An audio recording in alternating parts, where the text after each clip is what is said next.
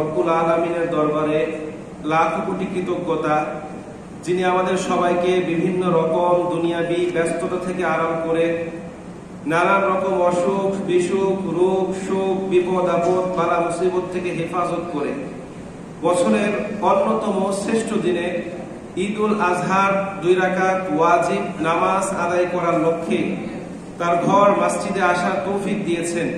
সেই জন্য অন্তরে অন্তঃস্থল থেকে সেই রবের দরবারে তারই শেখানো বাক্যে কালিমাতুশ শুকর আদায় করি আলহামদুলিল্লাহ। রব্বানা লাকাল হামদ হামদান কাসীরান তাইয়িবান মুবারাকান ফীহি। সকল প্রশংসা একজনের জন্য, তিনি কে? আজকে কি আপনারা খুশি নাকি বেজার? কিন্তু আপনাদের আওয়াজ শুনে মনে হচ্ছে আপনাদের মন খারাপ। আসলে ঈদ হচ্ছে একটা আনন্দের দিন। আমরা দুরূদ শরীফটা অনেক আস্তে আস্তে বললাম। আসলে তাকবীরের ধ্বনিতে কিন্তু গতকালকে আরাফার ময়দান প্রকম্পিত হয়েছে, অর্থাৎ এর আগের দিন 9 জিলহজ। কিন্তু আপনাদের এখানে আওয়াজ একেবারে নিচু। তো যাই হোক, আশা করি পরবর্তী সময়ে আওয়াজটা উঁচু হবে। সম্মানিত উপস্থিতি, আজ পবিত্র ঈদুল আজহা বা কুরবানির ঈদ। তো আজহা শব্দের অর্থ হচ্ছে উৎসর্গ করা, ত্যাগ করা। আর কুরবানি শব্দের অর্থ হচ্ছে নৈকট্য অর্জন করা, নিকটবর্তী হওয়া, কাছাকাছি চলে যাওয়া। কুরবানির ঈদ বা ঈদুল আজহা হচ্ছে মুসলিমদের জন্য এমন একটা উৎসব যে উৎসবের দিনে মুসলিমরা তাদের রবের সন্তুষ্টির জন্য উৎসর্গ করে, ত্যাগ করে। আমরা সবাই কম বেশি বাংলা ভাষায় একটা প্রবাদ করেছি, ভোগে নয় ত্যাগেই সুখ। ভাব সম্প্রসারণ আসে অনেক সময়। আসলে এই উক্তিটা শতভাগ সত্য, কারণ ভোগ বিলাসিতায় কখনোই প্রকৃত সুখ পাওয়া যায় না। প্রকৃত সুখ আসে মূলত আত্মত্যাগের মধ্য দিয়ে। আর ত্যাগ প্রত্যেকটা মানুষের মধ্যে মনুষ্যত্বের বিকাশ ঘটায়। ভোগ এবং ত্যাগের দরজা আমাদের সবার জন্য উন্মুক্ত। চাইলে যে কেউ ভোগী হতে পারে, আবার চাইলে যে কেউ ত্যাগী হতে পারে। তবে ভোগের মাধ্যমে মানুষ ক্ষণিকের জন্য আনন্দ পেলেও সে এটাতে আত্মতৃপ্তি এবং মানসিক প্রশান্তি পায় না। সেই সঙ্গে পরিবার, সমাজ, রাষ্ট্র এবং জনগণের কোনো উপকার হয় না। অন্যদিকে ত্যাগের মাধ্যমে মানুষ আত্মিক প্রশান্তি, মানসিক তৃপ্তি সবগুলো একসাথে পায়। সেই সাথে পরিবার, সমাজ, রাষ্ট্র এবং জনগণেরও কি হয়? কল্যাণ হয়। যেমন ধরেন, আমাদের পিতামাতা বিভিন্ন উৎসব কিংবা আনন্দের দিনে নিজেদেরকে বঞ্চিত রেখে আমাদের খাইয়ে পরিয়ে যে আনন্দ বা মানসিক প্রশান্তি পায়, এটাই হচ্ছে ত্যাগের সর্ব উৎকৃষ্ট নমুনা। সম্মানিত উপস্থিতি, ইসলাম হচ্ছে একমাত্র ধর্ম যে ধর্মের অনুসারীগণ তাদের রবের জন্য উৎসর্গ করে আনন্দ পায়, তৃপ্তি পায়। এই আনন্দের মধ্যে নেই কোনো অহংকার, অহমিকা, আমিত্ব, বরত্ব, দাম্ভিকতা। আছে শুধুমাত্র রবের বরত্বের ঘোষণা। এই যে আমরা ঈদগাহে এসেছি, কি পড়তে পড়তে এসেছি? আল্লাহু আকবার, আল্লাহু আকবার, লা ইলাহা ইল্লাল্লাহ, আল্লাহু আকবার, আল্লাহু আকবার, ওয়ালিল্লাহিল হামদ। এটা পুরোটাই আল্লাহ পাক রব্বুল আলামিনের বরত্বের ঘোষণা। কুরবানি করছি নিজের টাকা দিয়ে, আর বরত্ব ঘোষণা করছি কার? আল্লাহ পাক রব্বুল আলামিন। এটাই ইসলাম শিক্ষা দেয়।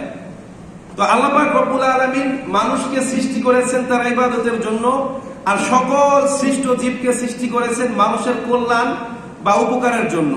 যেমন সূরাতুল বাকারার 29 নম্বর আয়াত আল্লাহ পাক বলেন, হুয়াল্লাযী খালাকালাকুম মা ফিল আরদি জামিআ। তিনি সেই সত্তা যিনি সব কিছুকে সৃষ্টি করেছেন তোমাদের কল্যাণের জন্য। এই কথাটা কেন বললাম? এই যে আজকে এতগুলো প্রাণী জবাই করা হবে, অনেকের মনে কষ্ট লাগতে পারে যে এতগুলো প্রাণী আমরা জবাই করছি, হত্যা করছি, এটা কি আসলেও ঠিক? এরকম প্রশ্ন অনেক সময় আমাদের মনের মধ্যে জাগ্রত হয়, ঠিক কিনা? সম্মানিত উপস্থিতি, তো এটা বোঝার জন্যই বলছি, এই যে এতগুলো পশু জবাই করা হবে, এটা শুধুমাত্র আল্লাহ পাক রব্বুল আলামিনের সন্তুষ্টির জন্য এবং মানব কল্যাণের জন্য। প্রয়োজন ছাড়া একটা বড় গরু তো দূরের কথা, একটা ছোট পিঁপড়াকে কষ্ট দেওয়া পাপ। হাদিসে বর্ণিত হয়েছে, কোনো মানুষ যদি প্রয়োজন ছাড়া একটা চড়ুই পাখিকেও হত্যা করে, এর জন্য কিয়ামতের দিন আল্লাহ পাক রব্বুল আলামিনের কাছে তাকে কঠোরভাবে জবাবদেহি করতে হবে। কিন্তু বর্তমানে দেখেন, ইসলাম বিদ্বেষী, খোদাদ্রোহী কিছু নাস্তিক আমাদের ইসলাম ধর্মের দিকে অভিযোগের তীর নিক্ষেপ করছে। আমি কালকেও দেখলাম একটা গরুর কান্না জর্জরিত একটা ছবি তুলে তারা ফেসবুকে পোস্ট করছে যে মুসলিমরা কোটি কোটি প্রাণী হত্যা করে নিজেদের আনন্দ উৎসব উদযাপন করছে, তাহলে ইসলাম কিভাবে শান্তির ধর্ম হলো? তো যারা ধর্ম সম্পর্কে না বুঝে তারা এই পোস্ট দেখার পর মনে মনে ভাবে আসলেই তো ঠিক, একটা প্রাণীর রক্ত প্রবাহিত করছি, হত্যা করছি, আর আমি আনন্দ উৎসব উদযাপন করছি, এটা কি আদৌ ঠিক? এরকম প্রশ্ন অনেক সময় মনের মধ্যে জাগে না? আশা করি এখান থেকে যাওয়ার পর আর এরকম কোনো প্রশ্ন জাগ্রত হবে না। হ্যাঁ, তাদের যে প্রশ্ন, এই প্রশ্নের প্রথম এক অংশের সঙ্গে সম্পূর্ণ একমত যে প্রয়োজন ছাড়া কোনো প্রাণীকে হত্যা করা কি মহাপাপ। তবে দেখেন, আল্লাহ পাক রব্বুল আলামিন যে প্রাণীকে আমাদের জন্য সৃষ্টি করেছেন সেটাকে আমাদেরকে জবাই করতে বলেছেন, তাহলে আমাদের কোনো দোষ আছে? আপনি একটা আপেল বাগানের মালিক, আমি যদি প্রয়োজন আপনার কাছে অনুমতি না নিয়ে আপনার বাগান থেকে আপেল খাই, তাহলে এটা চুরি। এই অপরাধে আপনি চাইলে আমার হাতও কাটতে পারেন, ঠিক কিনা? এখন আপনি যদি আমাকে অনুমতি দেন তাহলে আমার কোনো দোষ আছে? আমি এই মোবাইলটা বানালাম, তৈরি করলাম, এখন আমি যদি এটা বাড়ি দিয়ে ভেঙে ফেলি, কারো কোনো কিছু বলার আছে আপনাদের? এটার কর্তৃত্ব তো সম্পূর্ণ আমার, ঠিক কিনা? তো যে আল্লাহ পাক রব্বুল আলামিন মানুষ সহ সকল সৃষ্ট জীবকে সৃষ্টি করেছেন, সেই আল্লাহ পাক রব্বুল আলামিন বলছেন উহিল্লাত লাকুম বাহিমাতুল আনআম, আর তোমাদের জন্য হালাল করা হয়েছে চতুষ্পদ জন্তু। আবার সূরাতুন নাহলের 5 নম্বর আয়াত আল্লাহ পাক রব্বুল আলামিন বলেন ওয়াল আনআমু খলাকাহা লাকুম ফিহা দিফউ ওয়া মানাফিউ ওয়া মিনহা তাকুলুন, আর তোমাদের জন্য সৃষ্টি করা হয়েছে চতুষ্পদ জন্তু, যাতে তোমাদের জন্য রয়েছে খাবার, পরিধেয় এবং সেই সাথে উপকারিতা। এখন এই উপকারিতা কি? দেখেন, এই উপকারিতা কি একটু পরে ব্যাখ্যা করছি। এর আগে বলছি সূরাতুল আনআমের 162 নম্বর আয়াত আল্লাহ পাক রব্বুল আলামিন বলছেন কুল ইন্না সলাতি ওয়া নুসুকি ওয়া মাহইয়ায়া ওয়া মামাতি লিল্লাহি রাব্বিল আলামিন। হে আমার প্রিয় হাবিব, আপনি দুনিয়ার সমস্ত মানুষকে বলে দিন ইন্না সলাতি, নিশ্চয় আমার নামাজ, ওয়া নুসুকি আমার কুরবানি, ওয়া মাহইয়ায়া আমার জীবন, ওয়া মামাতি আমার মৃত্যু, লিল্লাহি রাব্বিল আলামিন, সব কিছু একজনের জন্য, তিনি কে? যে জীবনটা আল্লাহ পাক দিয়েছেন, এই জীবনটা যদি আবার আল্লাহ পাক চান তাহলে তাকে দিতে কোনো অসুবিধা আছে? বলেন, অসুবিধা আছে? এবার আসেন আমরা একটু যুক্তি তর্কে বিচার করি যে আসলে কি প্রাণী হত্যা করা ঠিক কিনা। দেখেন, হেলথ সায়েন্স বা স্বাস্থ্য বিজ্ঞান বলছে মানুষের শরীরের জন্য দরকার হয় অ্যামিনো অ্যাসিড। প্রায় 21 ধরনের অ্যামিনো অ্যাসিড আছে, যার মধ্যে অধিকাংশ অ্যামিনো অ্যাসিড আমাদের শরীরের মধ্যে তৈরি হয়। বাকি 8 প্রকার অ্যামিনো অ্যাসিড তৈরি হয় খাবারের মাধ্যমে। পৃথিবীতে এমন কোনো ভেজ খাবার বা শাকসবজি নাই যার মাধ্যমে এই যে অ্যামিনো অ্যাসিডের অভাব এটা পূরণ হবে। আপনি যদি আপনার শরীরের জন্য প্রয়োজনীয় যেই ভিটামিন দরকার, যে অ্যামিনো অ্যাসিড দরকার, এই ঘাটতি পূরণ করতে চান, আপনাকে অবশ্যই মাছ, মাংস বা কোনো না কোনো প্রাণীর গোশত খেতে হবে। এছাড়া আপনার শরীরের অ্যামিনো অ্যাসিডের চাহিদা কি হবে না? পূরণ হবে না। তো আল্লাহ পাক বলছেন এগুলোর মধ্যে তোমাদের জন্য রয়েছে কি? উপকারিতা। কি রয়েছে? উপকারিতা। এরপর আসেন আমরা আরেকটু গবেষণা করি। আপনারা দেখবেন পৃথিবীতে কিছু প্রাণী আছে যাদেরকে বলা হয় বাহিমাতুল আনআম, যেমন উট, এরপর ঘোড়া, গরু, মহিষ, ছাগল, ভেড়া, দম্বা। এগুলোর দাঁতের দিকে লক্ষ্য করলে দেখবেন তাদের দাঁত হচ্ছে সমান্তরাল, আর এরা এদের দাঁত দিয়ে শুধুমাত্র ভেজ খাবার অর্থাৎ শাক সবজি এই জাতীয় খাবারগুলো খেতে পারে। আবার কিছু কিছু প্রাণী আছে যাদের দাঁতগুলো হচ্ছে সূচালো, এদেরকে আমরা বলি হিংস্র প্রাণী। এদের দাঁতের দিকে যদি লক্ষ্য করেন তাহলে তাদের দেখবেন এদের আছে সূচালো দাঁত, অর্থাৎ এগুলো দিয়ে তারা অন্য প্রাণীর মাংস খায়। এবার যদি আপনি একটু কষ্ট করে বাড়িতে গিয়ে আয়না দিয়ে নিজের দাঁতগুলো দেখেন তাহলে দেখবেন আপনার রয়েছে সূচালো এবং সমান্তরাল অর্থাৎ উভয় প্রকার দাঁত। এখন প্রশ্ন হচ্ছে, আল্লাহ পাক যদি চাইতেন যে তার বান্দারা কোনো প্রাণীর গোশত খাবে না, প্রাণী হত্যা মহাপাপ, তাহলে আমাদেরকে গোশত খাওয়ার মতো সূচালো দাঁত কেন দিলেন? ঘাস পাতালতা খাওয়ার মতো শুধুমাত্র ওই গরু ছাগলের মতো সমান্তরাল দাঁত দিলেই পারতেন। এবার আসেন, যেই সকল প্রাণীকে আল্লাহ পাক শুধুমাত্র সমান্তরাল দাঁত দিয়েছে, এরা শুধুমাত্র ঘাস, লতা পাতা, সবজি খেতে পারে, অন্য কোনো প্রাণীর গোশত খেয়ে এরা হজম করতে পারে না। কখনো কোনো গরুকে দেখেছেন মুরগির মাংস খেতে? ছাগলকে দেখেছেন গরুর মাংস খেতে? আবার যে সকল প্রাণীকে আল্লাহ পাক শুধুমাত্র সূচালো দাঁত দিয়েছে, এরা শুধুমাত্র অন্য প্রাণীর মাংসই খায়, কখনো ঘাস বা লতা পাতা খেয়ে হজম করতে পারে না। কখনো দেখেছেন কোনো বাঘ খাদ্যের অভাবে ঘাস খাচ্ছে? দেখেছেন আপনারা? আমি অনেকবার এটা নিয়ে গবেষণা করেছি, কখনো দেখি নাই বাঘ মরে যাচ্ছে এরপরও ঘাস অথবা আপনার এই ভেজ খাবার খেতে, কখনো দেখি নাই। এবার আসেন আমাদের দ্বিতীয় যুক্তি।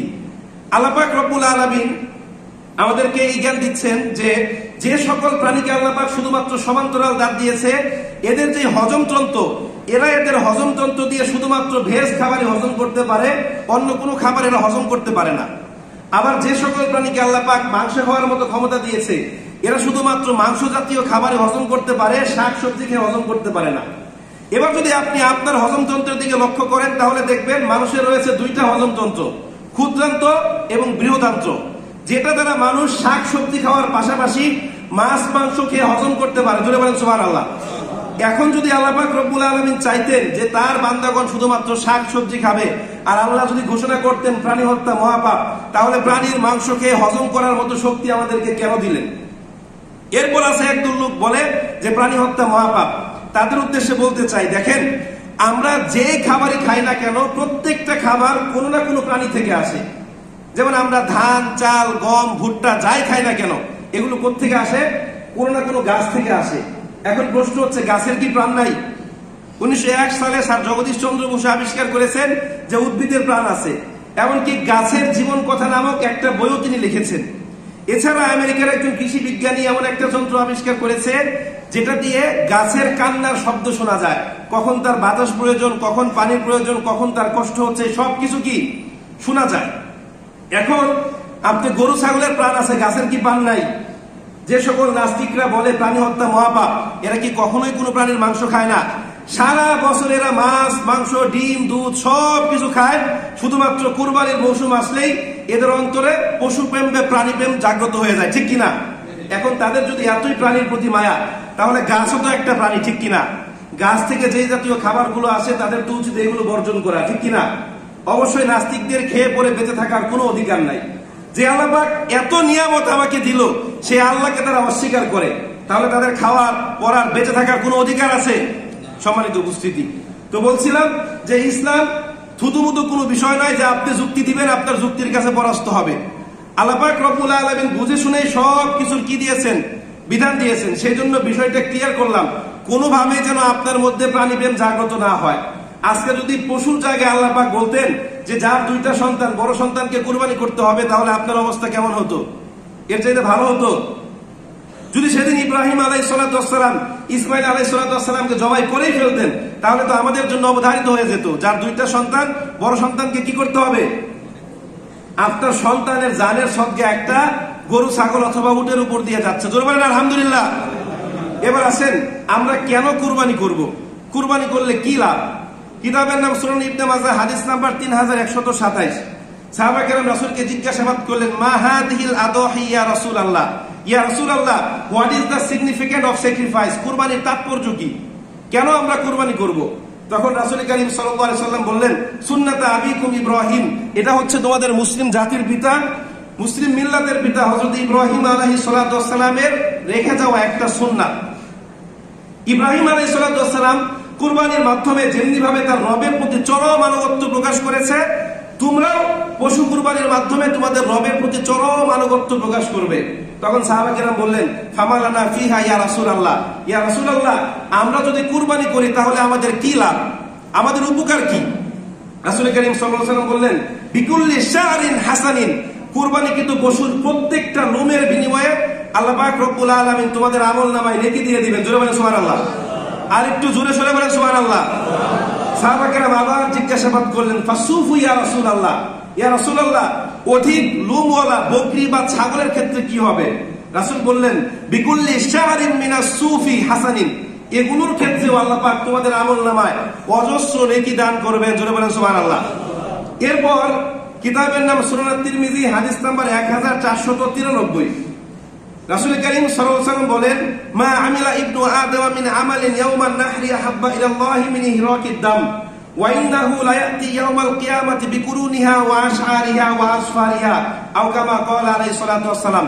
সময় স্বল্প, এজন্য আমি একটু দ্রুত বলার চেষ্টা করছি। রাসূল কারীম সাল্লাল্লাহু আলাইহি ওয়াসাল্লাম বললেন যে কুরবানির ঈদের দিন আল্লাহর কাছে কুরবানি কিন্তু প্রাণীর রক্ত প্রবাহিত করার চাইতে প্রিয় কোনো আমল নাই। অর্থাৎ কুরবানির দিন সর্বোত্তম আমল কি? কুরবানি কিন্তু পশুর রক্ত প্রবাহিত করা। এরপর রাসূল বলেন, ওয়াইন্নাহু লা ইয়াতি ইয়াউমাল কিয়ামাতি বিকুরুনিহা ওয়া আশআরিহা ওয়া আসফারিহা, কিয়ামতের দিন এই প্রাণীটা তার নখ, হাড্ডি, খুর সহ আল্লাহর দরবারে উপস্থিত হবে এবং কুরবানি দাতার জন্য আল্লাহর কাছে নাজাত প্রার্থনা করবে। জোরে বলেন সুবহানাল্লাহ। সম্মানিত উপস্থিতি, পশু কুরবানির প্রকৃত অর্থ হচ্ছে আল্লাহ পাক রব্বুল আলামিনের কাছে আত্মসমর্পণ করা, তার প্রতি চরম আনুগত্য প্রকাশ করা। যেইভাবে হযরতে ইব্রাহিম আলাইহিস সালাতু ওয়াস সালাম তার সন্তানকে জবাই করার ইচ্ছা পোষণ করে আনুগত্য পোষণ করেছিল। এই যে আমরা কুরবানি করছি, এই কুরবানির কোনো কিছুই কিন্তু আল্লাহর কাছে পৌঁছায় না। রক্ত, মাংস, হাড্ডি, চামড়া কোনো কিছু আল্লাহর কাছে যায়? আমরা কি কখনো এমন করেছি কুরবানি করার পর প্রাণীর যে মাথাটা মসজিদের মিনারের মধ্যে রেখে দেই, এখান থেকে আল্লাহ পাক নিয়ে যায়? এর রক্ত, মাংস, চামড়া, হাড্ডি, চর্বি সব কিছু আল্লাহ পাক তার বান্দাদের জন্য রেখেছে। তাহলে প্রশ্ন হচ্ছে আল্লাহর কাছে কি পৌঁছায়? আল্লাহর কাছে পৌঁছায় হচ্ছে নিয়ত, তাকওয়া, আত্মার পরিশুদ্ধতা এবং প্রকৃত উদ্দেশ্য। আপনি কি উদ্দেশ্যে কুরবানি করলেন? দলিল সূরাতুল হজ 37 নম্বর আয়াত। আল্লাহ পাক বলেন, লা ইয়ানালাল্লাহু লুহুমুহা ওয়ালা দিমাউহা ওয়ালাকিন ইয়ানালুহু তাকওয়া মিনকুম। কুরবানিকৃত প্রাণীর মাংস, চামড়া, হাড্ডি কোনো কিছুই পৌঁছায় না আল্লাহর কাছে। আল্লাহর কাছে পৌঁছায় কি? আমাদের আত্মার প্রকৃত অবস্থা, অর্থাৎ আমরা অন্তর দিয়ে কি চিন্তা করছি, কোন উদ্দেশ্যে আমরা স্যাক্রিফাইস করছি, কুরবানি করছি। এখন আত্মার নিয়তটা পরিশুদ্ধ হতে হবে। এবার আসেন কুরবানির পদ্ধতি। অধিক বা সকল আলেমদের মতে নিজের পশু নিজে জবাই করা উত্তম, বরং এটা একটা আমল এবং সওয়াবের কাজ। আপনি যদি নিজে জবাই করতে পারেন তাহলে কেন অন্যকে ভাড়া করে করাবেন? আমি আবারও বলছি, নিজের পশু নিজে জবাই করা উত্তম। গরু জবাই করতে যে খুব বেশি দোয়া কালাম জানা লাগে বিষয়টা এমন নয়। বিসমিল্লাহ আল্লাহু আকবার পারেন না এমন কোন মুসলমান আছে? আপনি প্রাণীটা নিবেন, সামনে শোয়াবেন, এরপরে বলবেন বিসমিল্লাহি আল্লাহু আকবার। কি বলবেন? ব্যাস, শেষ। আপনাকে আর কিছু বলতে হবে না। তবে একটা বিষয় লক্ষণীয়, প্রাণীর যে 4টা রগ আছে এগুলো অত্যন্ত সুন্দর করে কাটতে হবে। এক্ষেত্রে আপনি দক্ষ না হলে আপনার করা উচিত নয়। একটা হচ্ছে আল হুলকুম, শ্বাসনালী, আরেকটা হচ্ছে আল মারিয়ু, খাদ্যনালী, আর দুইটা হচ্ছে আল বিদজানি, শাহরদ্দয়, অর্থাৎ যেগুলো দিয়ে রক্ত প্রবাহিত হয়। এই 4টার মধ্যে হয় 3টা সম্পূর্ণ কাটতে হবে, আর নয়তো 4টায় অধিকাংশ কাটতে হবে। আপনারা বুঝতে পেরেছেন? যদি নিজে পারেন তো নিজের পশু নিজে কি করবেন? জবাই করবেন। এটা একটা ব্যাপক সওয়াবের কাজ। আরেকটা বিষয়, যে প্রাণী কুরবানি করার সময় অনেক ক্ষেত্রে নাম নিয়ে আমাদের মধ্যে একটা বিভ্রান্তি দেখা দেয়। যে হুজুর ছুরি নিয়ে দাঁড়িয়ে থাকে, আপনারা নাম বলতে থাকেন, প্রাণীটাকে শুয়ে রাখে, প্রাণীটার কষ্ট হয়। আরে ভাই, নাম কেন বলতে হবে? আপনি যখন কুরবানির টাকাটা উপার্জন করেছেন তখনই আপনার কুরবানি কবুল হবে কি হবে না সেই সিদ্ধান্ত আল্লাহ পাক নিয়ে নিয়েছে। আপনার অন্তরের অবস্থা আল্লাহ পাক জানে না? কিছুক্ষণ আগেই তো বললাম যে আল্লাহর কাছে রক্ত, মাংস কিছুই পৌঁছায় না। কি পৌঁছায়? আমাদের তাকওয়া বা অন্তরের অবস্থা। এরপর আরেকটা বিষয়, যে কুরবানির মাংস আমরা কি করব, কয় ভাগে ভাগ করব? দেখেন, 3 ভাগে ভাগ করা ফরজ নয়, ওয়াজিব নয়, মুস্তাহাবও নয়। এটা মুস্তাহাব, ফরজ নয়, ওয়াজিব নয়, সুন্নত নয়, মুস্তাহাব। তবে আপনার পরিবারে যদি সদস্য বেশি থাকে, আপনি যদি এক নামে কুরবানি দিয়ে থাকেন, ছোট একটা গরু 20,000 দিয়ে কুরবানি দিয়েছেন, আপনার পরিবারের সদস্য 10 জন, সেক্ষেত্রে পরিবারের আত্মতৃপ্তির জন্য পুরোটাই রেখে দিতে পারেন। আবার আপনার পরিবারের সদস্য 2 জন, আপনি 5 লাখ টাকা দিয়ে একটা গরু কুরবানি দিয়েছেন। এখন যদি বলেন যে আল্লাহ পাক 3 ভাগ করতে বলেন নাই, আপনি ফ্রিজ ভর্তি করে বছরের পর বছর খান, তাহলে বিষয়টা কেমন হলো না? কুরবানির প্রকৃত উদ্দেশ্যই তো হাসিল হলো না। এবার আসেন, আল্লাহ পাক পরোক্ষভাবে আমাদেরকে একটা উপদেশ দিচ্ছেন। আল্লাহ পাক সূরাতুল হজের 36 নম্বর আয়াতের মধ্যে বলছেন, ফাইদা ওয়াজাবাত জুনুবুহা ফাকুলু মিনহা ওয়াতিমুল কানিয়া ওয়াল মুতাররা। পশু কুরবানি করার পর তোমরা নিজেদের গোশত খাও এবং তাদেরকে দাও যারা প্রকৃত অভাবগ্রস্ত। মুফাসসিরিনে কেরাম বলছেন, এখানে প্রকৃত অভাবগ্রস্ত বলতে কাদেরকে বোঝানো হয়েছে? অর্থাৎ যারা প্রকৃতপক্ষে অভাবগ্রস্ত কিন্তু মানুষের কাছে চাইতে পারে না। সমাজে এমন মানুষ আছে না নাই? দেখবেন আপনার পাশে প্রতিবেশী আপনার মতো সরকারি চাকরি করে কিন্তু সে কুরবানি দিতে পারে না, এরকম আছে না নাই? এরাই হচ্ছে প্রকৃতপক্ষে অভাবগ্রস্ত। যারা রাস্তাঘাটে ভিক্ষা করে, মানুষের বাড়িতে বাড়িতে গিয়ে গোশত চায়, এরা প্রকৃতপক্ষে অভাবগ্রস্ত নয়। আপনি দেখবেন সন্ধ্যার পরে এরা 500 টাকা কেজি রেল লাইনে গোশত বিক্রি করছে। আমি ভুল বললাম? আপনি আপনার প্রতিবেশীর খবর নেবেন যে আমার প্রতিবেশীদের মধ্যে কে কুরবানি দেয় নাই। আচ্ছা, আমরা একটু 5 থেকে 7 মিনিট দেরি করব, আমাদের মেম্বার ফাইন্যান্স স্যার আসছে। আশা করি কেউ ধৈর্যচ্যুত হবেন না। তো এই জন্য আমরা কি করব, আমরা আমাদের চারপাশের প্রতিবেশীর খবর নিব যে আমাদের প্রতিবেশীদের মধ্যে কে কুরবানি দিচ্ছে, কে দিচ্ছে না, এই বিষয়গুলো খেয়াল রাখা দরকার। তো আল্লাহ পাক রব্বুল আলামিন যেটা বলছে, তোমাদের মধ্যে যারা প্রকৃতপক্ষে অভাবগ্রস্ত, যারা চাইতে পারে না, তোমরা তাদেরকে কি করো? কুরবানির গোশত দাও। অর্থাৎ নিজেরা খাও, তাদেরকে কি করো? দাও। তবে 3 ভাগে ভাগ করা এটা মুস্তাহাব, এটা খুবই ভালো কাজ। যে আপনারা একটা ভাগ রাখলেন, আত্মীয় স্বজনকে 1 ভাগ দিলেন, গরিব মিসকিন যারা আছে তাদেরকেও কি করলেন? একটা ভাগ দিলেন। সম্মানিত উপস্থিতি, আরেকটা গুরুত্বপূর্ণ বিষয় হচ্ছে অনেক সময় আমরা কুরবানি করতে গিয়ে আমাদের চারপাশের পরিবেশ নষ্ট করে ফেলি, ঠিক কিনা? হ্যাঁ, কুরবানি করার সময়, কুরবানি করার পরে এই পশুর রক্ত, এরপর চর্বি, হাড্ডি, বর্জ্য, ভুঁড়ির ময়লা বিভিন্ন জায়গায় ফেলে রাখি। এগুলো পচে নানান রকম দুর্গন্ধের সৃষ্টি হয়, আশেপাশের পরিবেশ মারাত্মকভাবে কি হয়? দূষিত হয়। এখন দেখেন, কুরবানি করা কি? কুরবানি করা কি? ওয়াজিব। আর অপর ভাইকে কষ্ট দেওয়া কি? হারাম। অপর ভাইকে কষ্ট দেওয়া কি?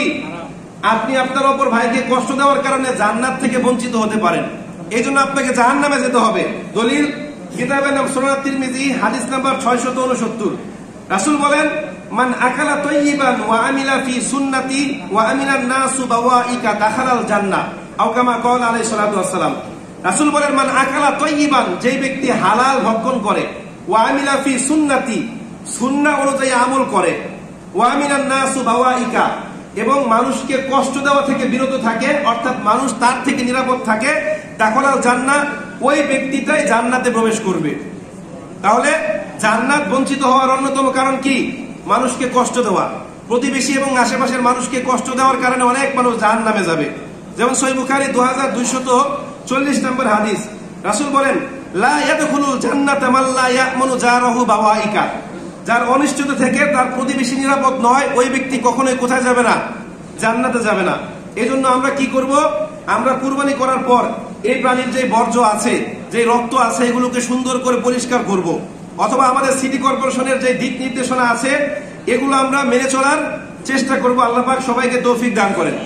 সম্মানিত উপস্থিতি, আরো একটা গুরুত্বপূর্ণ বিষয় হচ্ছে, এটা আপনাদের জ্ঞাতার্থে বলছি, এই যে আপনারা এসেছেন ঈদুল আজহার 2 রাকাত ওয়াজিব নামাজ আদায় করতে, এটা কি?